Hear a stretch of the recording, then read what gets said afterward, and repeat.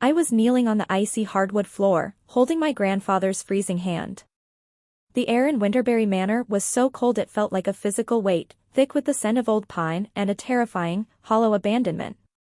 My grandfather's eyelids fluttered open, just long enough for him to catch a sliver of the dim winter light. He looked at me with an intensity that burned through the frost. He leaned in and whispered the words that would change everything, words they don't know about yet. "Help me get revenge, Alexis," he breathed. In that moment, I wasn't just a risk investigator anymore. I was a weapon. Have you ever felt like the invisible one in your own family? Let me know your story down in the comments. Winterberry Manor was supposed to be a sanctuary of old-world charm and Adirondack warmth. Instead, it had become a tomb. I had stepped off the train expecting a family homecoming, the smell of cinnamon candles, and the distant hum of the central heater. But as my boots hit the foyer, my breath fogged in the air. The house didn't just feel empty, it felt hostile. The silence was so heavy, it made my ears ring. I walked into the kitchen, the marble floors acting as a heat sink that sucked the warmth right through the soles of my shoes. There, sitting on the granite island next to a bowl of shriveled fruit, was a single sheet of lined paper. There was no envelope. No, "Welcome home, Alexis." Just 5 words scribbled in my mother's elegant, cursive hand, "We went on a cruise. You take care of Grandpa." My stomach turned over. It wasn't a request, it was a disposal. Sarah and David had treated a 78-year-old man like a piece of unwanted furniture left behind in a foreclosed home. I checked the thermostat. It read exactly 40 degrees. This wasn't a mechanical failure. Someone had manually clicked the system to the off position during a record-breaking blizzard. I ran toward the guest wing, my heels clicking on the hardwood like a ticking clock. When I pushed open the door to his room, the darkness felt wrong. My grandfather, John, was lying there in a cardigan and flannel pants, shivering under a single, paper-thin sheet. The windows were slightly cracked, letting in the biting mountain air. As I wrapped him in my own heavy coat and waited for the paramedics to arrive, John looked at me through watery, sunken eyes. I could see the quiet, crushing weight of his regret. For years, he had been the one who watched over the Winterberry name and its assets. He had watched my parents, Sarah and David, grow increasingly entitled, their greed masquerading as family needs. He whispered to me as we waited for the ambulance, his voice trembling more from emotion than the cold. He admitted that he had seen them looking at his medical bills like they were reviewing a bad investment. He had stayed quiet because he wanted to believe there was still a shred of humanity left in his own children. He had sat in that freezing dark, waiting for a warmth that never came, realizing that his silence hadn't protected them, it had only fueled their cruelty. He was the watchman who realized far too late that the wolves weren't at the gate, they were the ones he had fed every day at his own table. The realization hit me with the cold clarity of a balance sheet. They weren't just careless. They were calculating. They wanted him gone before the end of the fiscal year. They wanted the house, the trust, and the $1,500,000 without the burden of the person who actually earned it. My parents had siphoned his dignity until there was nothing left but ice. But they forgot one detail. They forgot that I don't get emotional about bad debt. I liquidate it. The fluorescent lights of the hospital hallway hummed with a clinical indifference that matched my state of mind. My grandfather was stable now, tucked under layers of heated blankets that were slowly fighting back the blue tint in his lips. I sat in the plastic chair of the waiting room, my laptop screen glowing against the dim shadows. For most people, this would be the time for tears or frantic, emotional phone calls to relatives. For me, it was time for a forensic audit. I had been the one managing the secondary security protocols for the family's primary wealth management accounts for the last 3 years. Sarah and David had always been too lazy to learn the digital architecture of the Winterberry Trust, so they had given me administrative access to keep things running while they spent the dividends. They viewed me as a useful tool, a convenient way to avoid the headache of complex paperwork. They didn't realize that a tool can also be a lock. At exactly 2 hours after I called the ambulance, I logged into the master portal. My fingers moved with a rhythmic, cold precision. I didn't ask why they had abandoned him.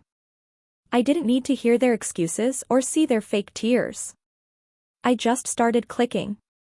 First, I targeted the secondary credit cards. My parents were currently on a luxury cruise ship somewhere in the Caribbean, likely sipping $300 champagne on a tab linked directly to my grandfather's estate. I flagged every single one of those cards as lost or stolen. Then, I initiated a deep freeze on the discretionary spending accounts my mother used to fund my sister Madison's expensive social life. By 2:15 in the morning, their financial oxygen was cut off. This wasn't a family argument. It was a risk assessment followed by immediate mitigation. I watched the confirmation icons spin, little circles of digital justice. They had left an old man to die in an unheated house just to save a few dollars on a utility bill. Now, they were about to find out what it is like when the resources run out. I closed the laptop and leaned my head against the cold hospital wall. The anger wasn't loud this time, it was a quiet, perfectly balanced spreadsheet. They had spent 22 years siphoning my grandfather's dignity. I was just here to make sure the books were finally closed. The data began to paint a picture more grotesque than I had imagined. As I combed through the encrypted ledgers of the Winterberry Trust, I found exactly what my grandfather had alluded to. Over the last 3 years, Sarah and David had siphoned exactly $1,500,000. This wasn't a sudden theft, it was a slow, agonizing drain. The money John had spent a lifetime building, the pharmaceutical empire he had started from nothing, was being treated like a personal lottery by my own parents. I saw the line items for my sister Madison's private tuition, her elite equestrian club, and the endless stream of designer labels that she wore like armor. Then, I looked at the maintenance records for Winterberry Manor. The utility bill for the heating system in the guest wing was exactly $0 for the last 60 days. They hadn't just forgotten to pay the bill, they had effectively deleted his life from their budget. It was a cold, calculated trade, my grandfather's warmth for a few extra zeros on their luxury vacation account. To them, my grandfather was no longer a human being, he was just an accounting error they were trying to correct. I sat there, watching the cursor blink, realizing that I was witnessing the trap of cruel normalization. My parents hadn't become monsters overnight. It was a gradual erosion of their moral compass. They had convinced themselves that John was no longer a person, just a static asset whose time had passed. In their twisted logic, taking his money wasn't stealing, it was simply accelerating their inheritance. They had normalized the idea that their personal comfort was worth more than his very breath, until the cruelty became their standard operating procedure. They didn't see a father shivering in the dark, they saw a liability that was finally being managed. This is how entitlement works. It starts with a small lie, that you deserve what you haven't earned, and it ends with you leaving the man who gave you everything to die in the cold. The contrast made my blood turn to ice. My grandfather was the man who taught me that integrity isn't negotiable. He was the one who sent me handwritten letters during my most dangerous deployments, reminding me that I always had a home to come back to.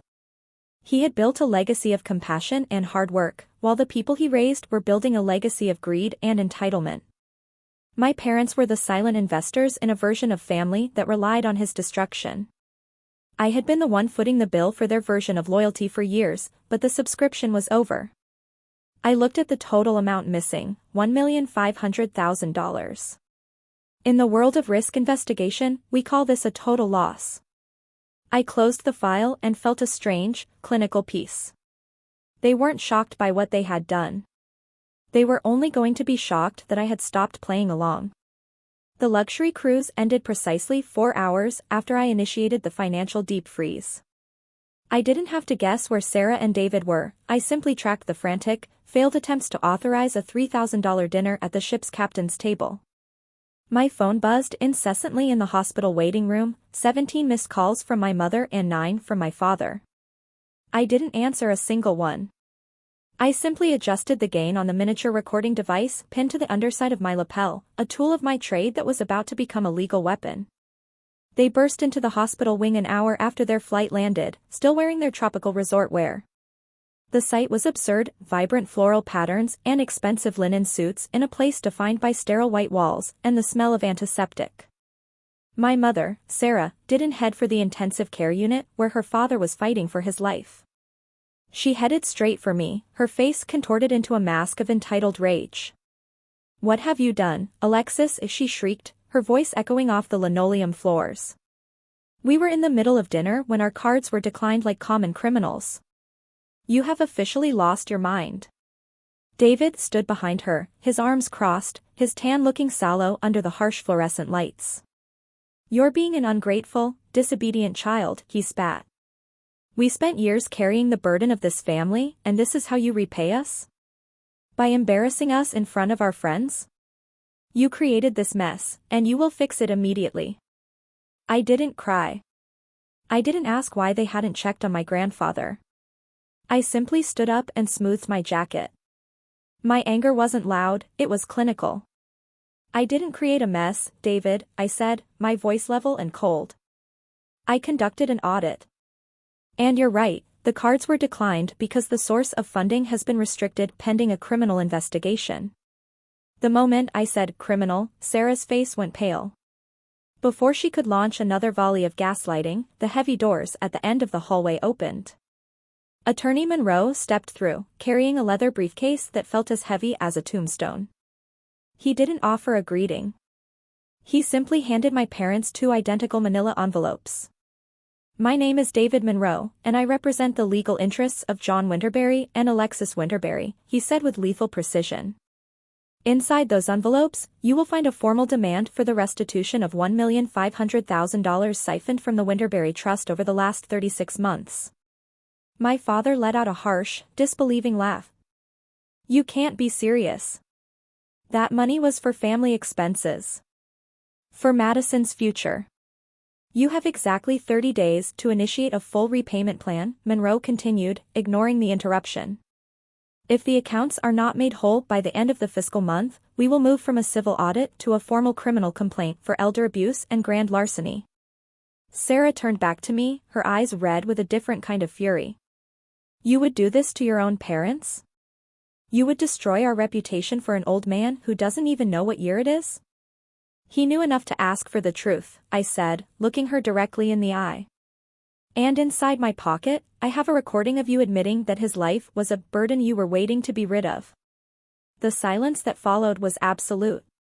They weren't shocked by what they had done. They were only shocked that I had stopped playing the role of the silent investor in their cruelty. Inside, my laptop glowed with a different kind of sunrise, the kind made of facts, numbers, and quiet retribution. The escalation was no longer personal. It was professional. And I was just getting started. The legal battle didn't just escalate, it mutated into something far more lethal. While my parents were busy scrambling to find a lawyer who would take a case defined by blatant greed, Attorney Monroe and I were in his office, surrounded by the shadows of Winterberry's true history. Monroe didn't look at me with pity. He looked at me with the professional respect of one auditor recognizing another. He slid a high-resolution scan of the deed for Winterberry Manor across the mahogany desk. I leaned in, my eyes scanning the signature at the bottom of the document, the one that supposedly transferred the title of the manor to my parents 6 months ago. As a risk investigator, I had seen thousands of forged documents, but this one was different. It was arrogant. The J in John was too fluid, the stroke too heavy at the tail. It lacked the slight, rhythmic tremor that my grandfather's hand had possessed for the last 5 years. Monroe clicked a button on his computer, bringing up a side-by-side comparison of John's authentic signature from 1998 and this new entry. A forensic handwriting expert had already flagged the mismatch. My parents hadn't just pressured him, they had bypassed him entirely. They had committed forgery to steal a property worth over $2 million. But the signature wasn't the deepest shadow we uncovered that afternoon. Monroe pulled a series of encrypted emails from a private server he had subpoenaed as part of the trust audit. My mother had been communicating with a boutique development firm based in the Caymans. The plan was as precise as it was heartless. They weren't planning to live in Winterberry Manor. They were using the forged title to secure a massive bridge loan, $4 million, to fund a private luxury resort investment in a tax haven. They intended to mortgage the house my grandfather had built with his own sweat, let the bank foreclose on it once they were safely overseas, and leave John as a ward of the state in a government-run facility. The $1,500,000 they had siphoned from the trust was just the seed money for their new life. They hadn't left him in a freezing room because they were lazy, they had left him there because his survival was an obstacle to their closing date. If he had passed away in that blizzard, the discrepancy of the forged deed would have been buried in the probate of a dead man who couldn't testify. I felt a cold, clinical satisfaction as I saved the files to my secure drive. Anger wasn't an option anymore. This wasn't a family drama, it was a criminal enterprise. My parents weren't villains in a story, they were liabilities on a ledger that needed to be balanced to zero. They had spent decades operating in the shadows of my grandfather's kindness, thinking no one was looking.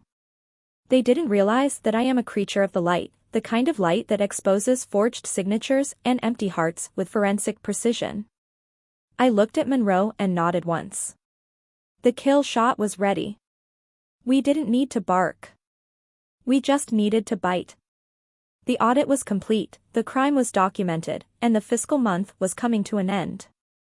The grand foyer of Winterberry Manor was finally 68 degrees. The house was no longer a tomb, it was a sanctuary once more, brilliant with light as if the light itself was purging the shadows of the last few months. My grandfather was upstairs, sleeping in a room that smelled of cedar and actual warmth, while I stood in the center of the hall, waiting for the arrival of the desperate.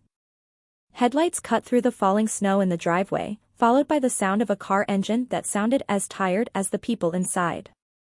Sarah and David walked through the front door, their tropical resort tans now looking gray and sallow in the sharp winter air.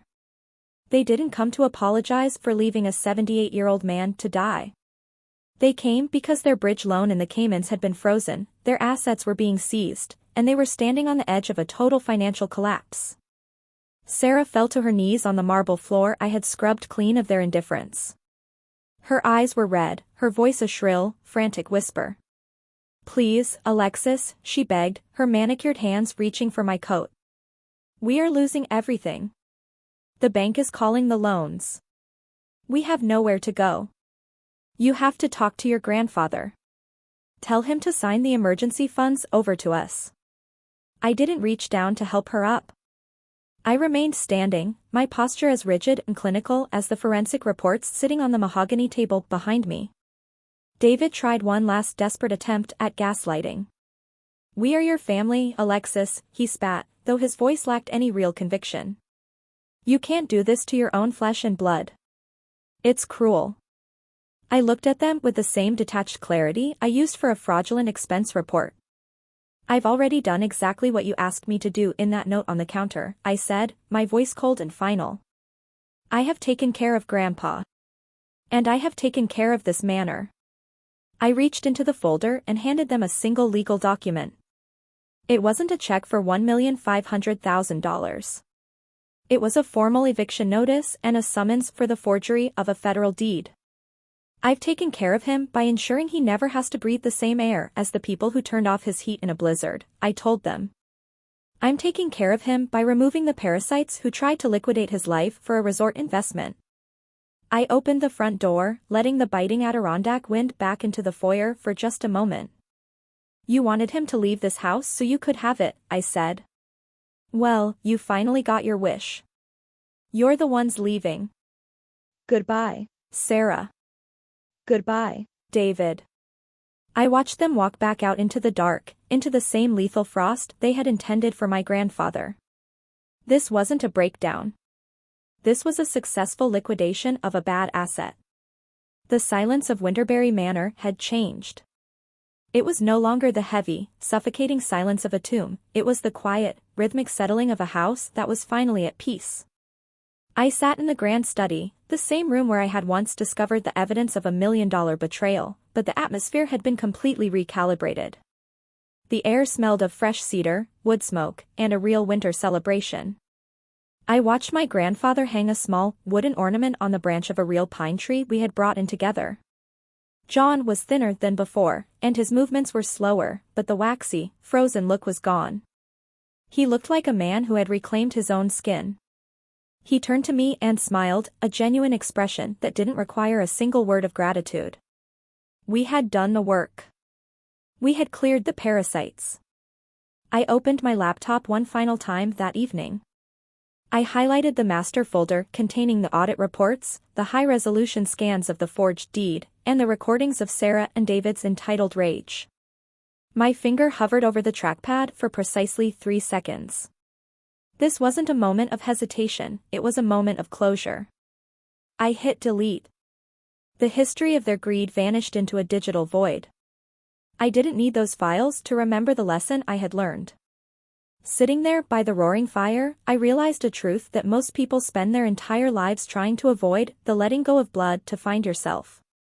People often speak about the sanctity of bloodlines as if biology is a binding contract for loyalty. But blood is just a biological fact, family is a moral choice. I had spent 27 years believing I owed my parents a seat at my table simply because we shared a last name. But true family doesn't turn off the heat in a blizzard. True family doesn't treat your life like a siphoned asset. Choosing to walk away from a toxic bloodline isn't an act of betrayal, it is an act of self-preservation and high-level integrity. I had found my real family in the quiet strength of my grandfather and the professional honesty of the people who helped us fight back. The chains of the past were broken, not by anger, but by the relentless application of the truth. I closed my laptop and looked at the fire. The flames were bright, purging the last of the shadows from the corners of the manor. Outside, the Adirondack wind was still howling, but it couldn't reach us.